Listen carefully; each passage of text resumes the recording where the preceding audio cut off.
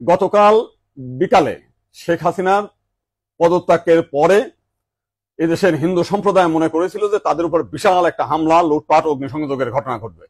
কিন্তু গতকাল বিকালেই বিএনপি এবং জামাতের নেতারা তাদের নেতৃবৃন্দকে হিন্দুদের বাড়িতে হামলা, লুটপাট, অগ্নিসংযোগ যাতে না হয় এবং প্রত্যেক মন্দিরে যাতে পাহারা দেয় সেই ব্যবস্থা করার নির্দেশ দেয়। এবং গতকাল থেকে আমরা দেখেছি সেই পাহারা দিয়েছে।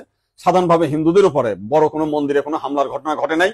কিছু আওয়ামী লীগের হিন্দু নেতা আছে যারা বিভিন্ন সময় লম্পঝম্প করেছিল, তাদের বাড়িতে, শুধু হিন্দু বাড়ি না, মুসলিম আওয়ামী লীগ নেতাদের বাড়িতে হামলা হয়েছে, লুটপাট হয়েছে এবং সামান্য কিছু সুযোগ সন্ধানী এলাকা ভিত্তিক তারা কিছু সামান্য মন্দিরে হামলা করেছে, সেটা ব্যাপক বিষয় না।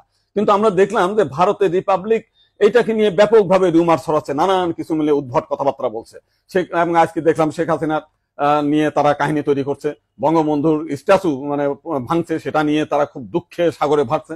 আমার এক সাংবাদিক ফোন দিয়েছিলাম, তাদের বলেছি যে আপনারা যদি শেখ হাসিনার জন্য যদি এত কান্না আপনাদের মধ্যে আসে, তো শেখ হাসিনা ভারতে গিয়েছে, আপনারা ভারতের প্রধানমন্ত্রী নরেন্দ্র মোদীকে সরিয়ে শেখ হাসিনাকে আপনারা প্রধানমন্ত্রী হিসেবে ঘোষণা করেন, সে ভারতও রক্ষা করতে পারবে, আপনার সেভেন সিস্টারও রক্ষা করতে পারবে। আপনারা তো প্রতিদিন বলতেছেন যে শেখ হাসিনা না থাকলে ভারতে সেভেন সিস্টার থাকবে না। তো এইবার আপনাদের একটা বিশাল সুযোগ আছে, আপনারা শেখ হাসিনাকে ভারতের প্রধানমন্ত্রী করেন।